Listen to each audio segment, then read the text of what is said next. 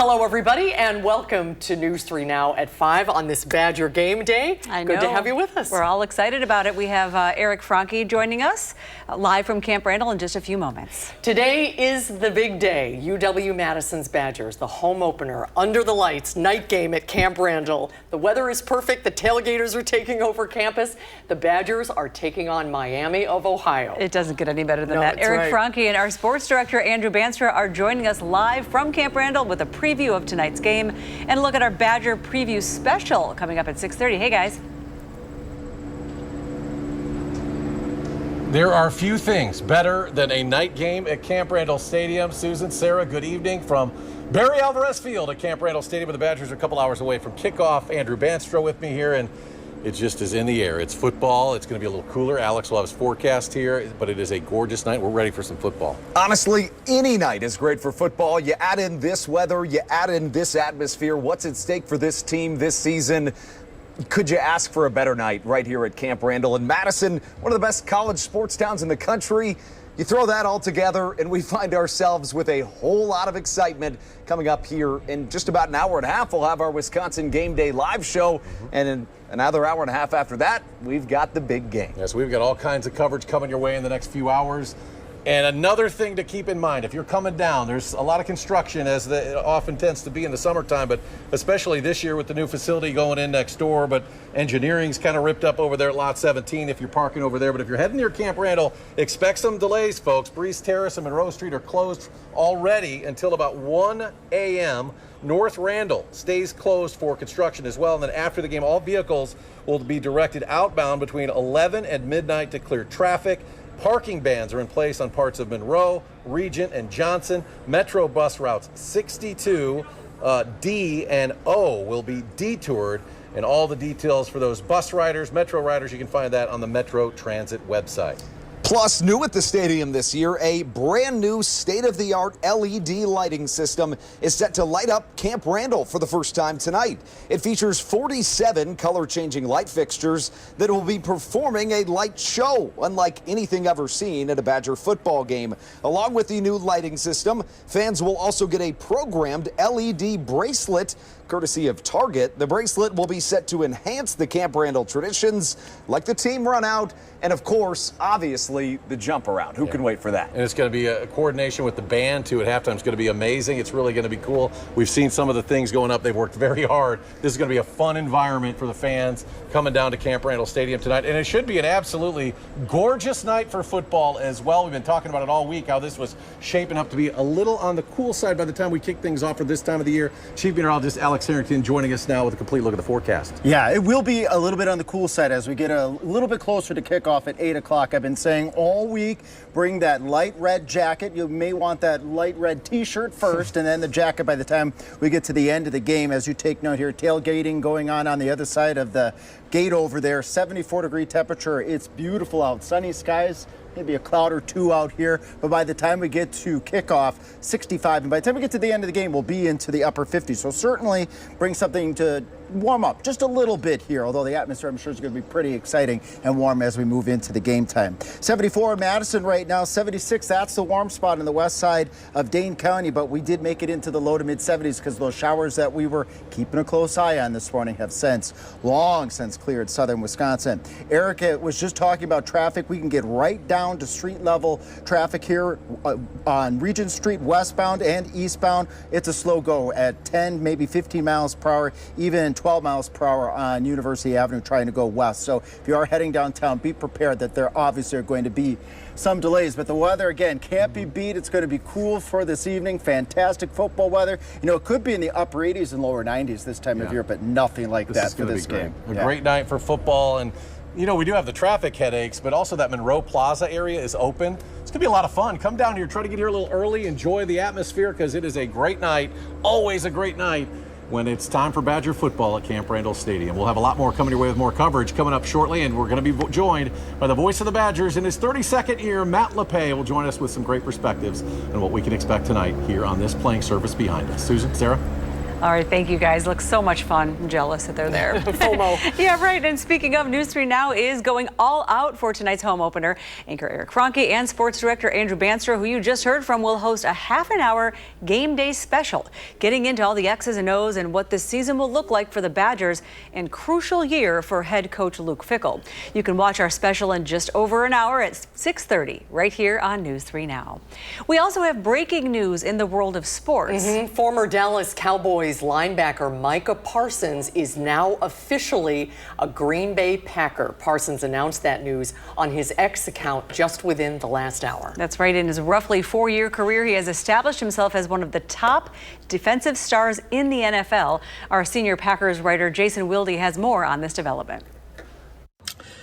Yes, Micah Parsons is a Green Bay Packer, which sounds like a ludicrous thing for me to say, but it's actually true. Now, let's not get carried away and start comparing this to when the Packers in 1993 signed Reggie White. He transformed the entire franchise, but this is a bold stroke by Packers general manager Brian Gutekunst, who had told his team after its season-ending playoff loss to the Philadelphia Eagles in January, we need to ramp up our urgency. Well, the Packers general manager ramping up his urgency for 2025.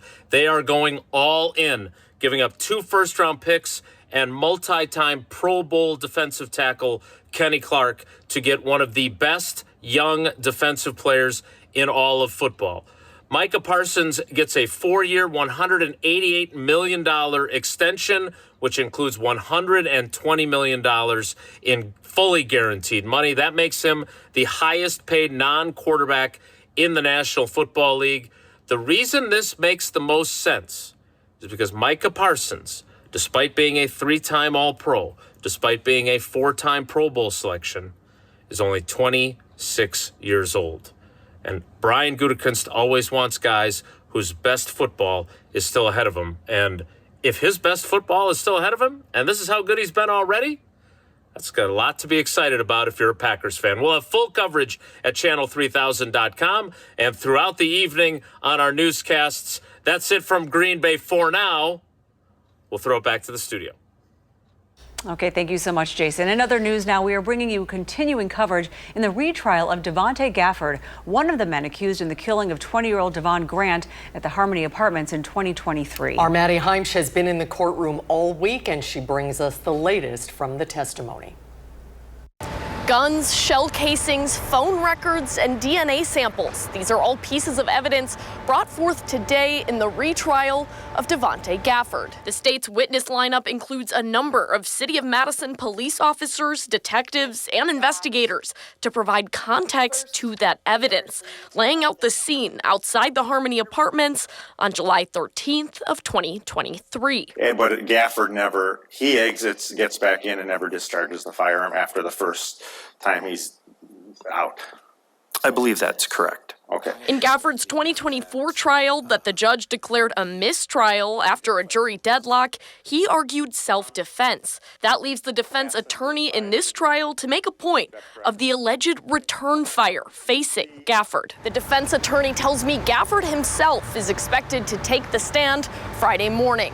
Reporting in downtown Madison, I'm Maddie Heimsch, News 3 Now.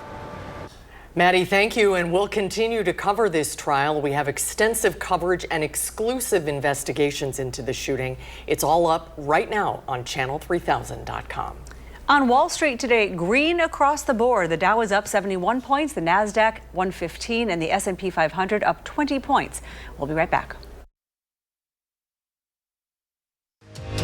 You're watching News 3 Now at 5, moving forward. Well, the excitement is building. The Badgers are less than 3 hours away now from their first game of the season against Miami of Ohio. That's right. Eric Franke and our sports director Andrew Banstra are joining us live from Camp Randall, the place to be, talking with the voice of the Badgers. Hey, guys.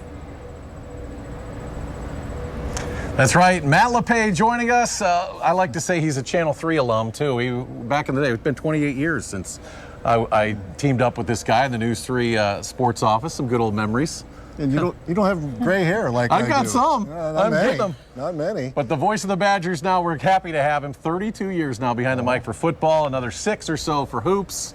And you've seen a lot of football in this place, and it's always special when you kick off the season in this place. It is. As you know, college football has the longest off season. Right? Yeah. The talking season is on and on and on, and there's so much speculation. How good are these guys going to be? The bottom line is we all make our picks.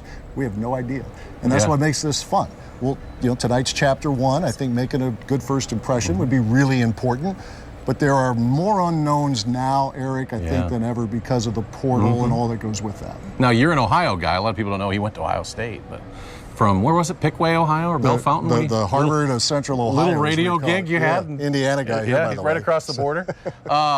You know about Miami, Ohio. That's the cradle of coaches, and Chuck Martin's a heck of a coach, too. Yeah, 12th year there. They played for the MAC championship last year, won it 2 years ago. He had a great run at Grand Valley State, where the Badgers outside linebacker coach was with them, and then he took over as the head coach. And the thing about Miami this year, there are 0 returning starters on offense and a handful on defense, but the quarterback is somebody that Wisconsin's familiar with, Taquan Finn.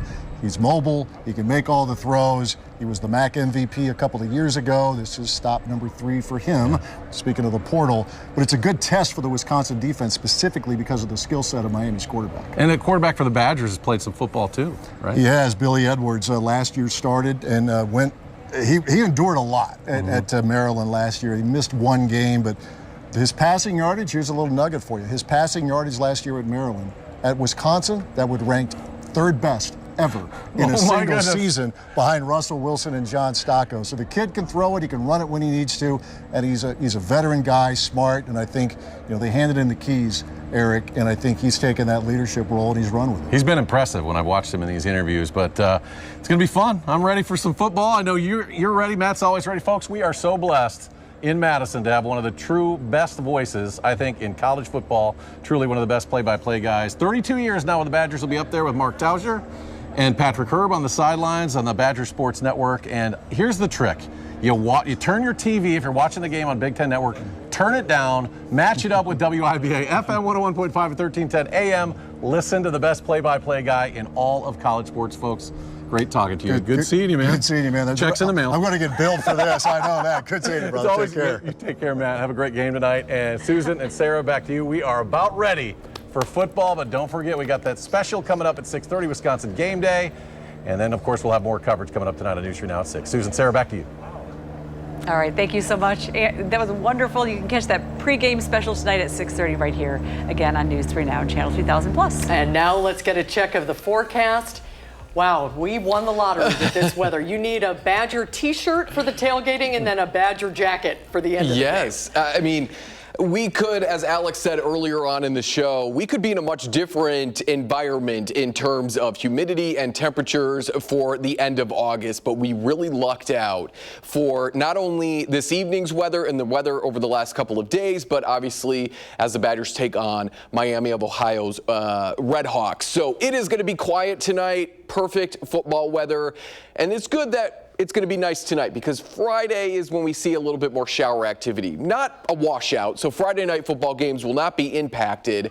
And then as we head into the weekend, it's obviously Labor Day. We're looking at overall pleasant conditions. Those rain showers maybe continue into the morning hours on Saturday, but we'll walk that through Future Track in just a moment. Planning for the end of the work week, upper 60s to low 70s. We continue to remain cooler than average. We should be about 10 degrees or so warmer than what we're forecasting. And we can thank a couple of high pressure systems coming out of Canada, keeping us on the cooler side. Rain chances looking to be further towards the south and west, not only on Friday and Friday night, but into Saturday, because you're on the edge of this high pressure system that's beginning to exit. So the environment is a little bit better further to the west for that upward motion of air to get these showers and maybe a non-severe thunderstorm or two going as we go not only into Friday afternoon, but overnight into Saturday. Saturday, less of us will even see that rain chance. Again, further to the south and west, you are going to have that potential for a scattered shower or two. Looking to quiet down after you go to the late morning hours. Not a lot of green on Future Track. You can always track out those showers, though, by using our interactive radar on our First Warn Weather app. Low 70s Saturday, low to mid 70s on Sunday. Both days very pleasant, plenty of sunshine, light winds, and that is extended into Monday, Labor Day as well. And then things change. Starting Wednesday, we're going to have a big system potentially move through the Midwest, and that's really going to cool us down as we go into the end of our extended forecast, but the start of September, because a lot of Alaska and Canada continues to be warmer than average. So we're taking that cooler air. So any area here in the pink, this is 40 degrees or below in temperature. So we could be getting a nice little blast of some cold air as we go Wednesday night into Thursday, and that could potentially happen again Thursday night into Friday. So enjoy the mild temperatures while they're here if you're not a fan of the cold quite yet, and you're not a fan of the rain, because it looks like Wednesday through Thursday, even into Friday, we could be dealing with windy conditions as well as some showers.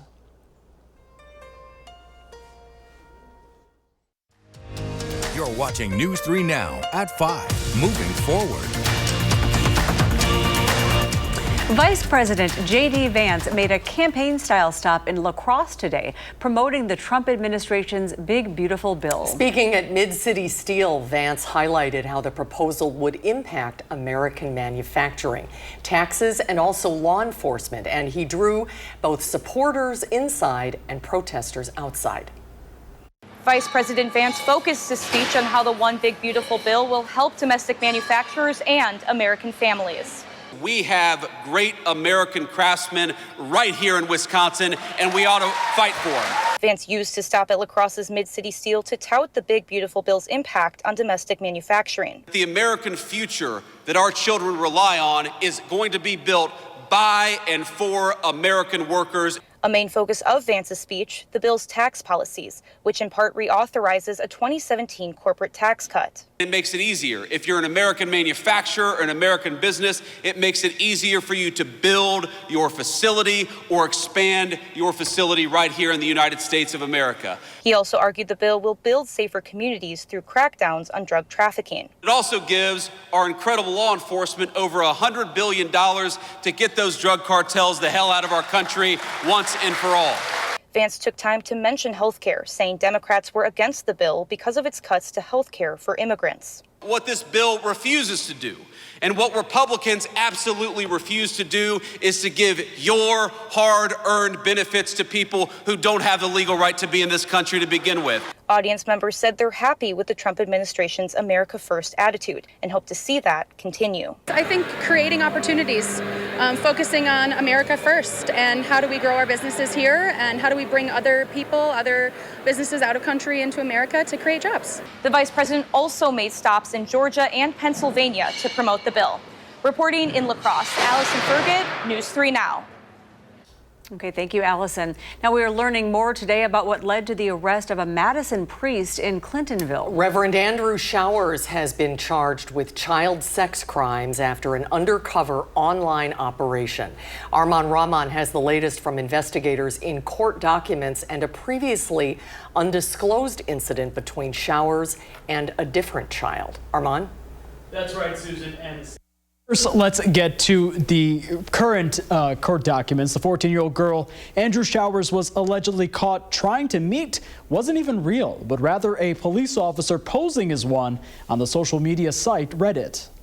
According to court documents, a Clintonville police sergeant went undercover online as a 14-year-old girl named Abby.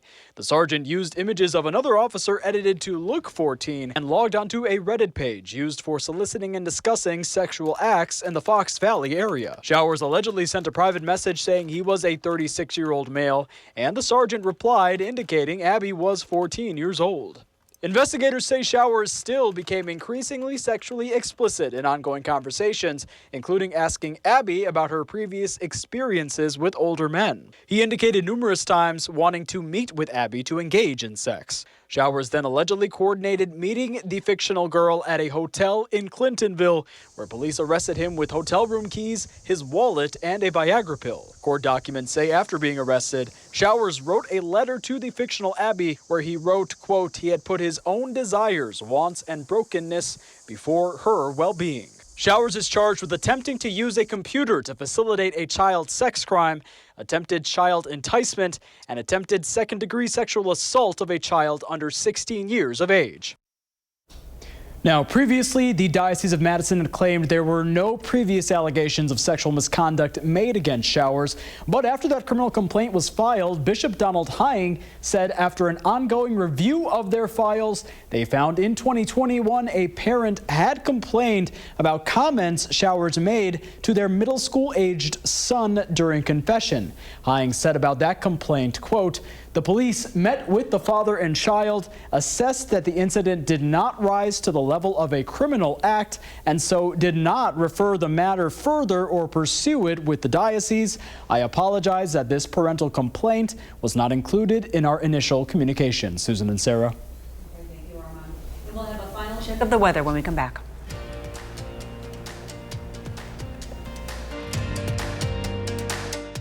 Tonight, news stories of heroism and hope from Annunciation Catholic School in Minneapolis. And how do you turn a town into a tight community? In Memphis, Tennessee, they tune in to Bev Johnson, who has the gift of gab and jams the airwaves with life advice and a whole lot more. That's our Eye on America tonight on the CBS Evening News.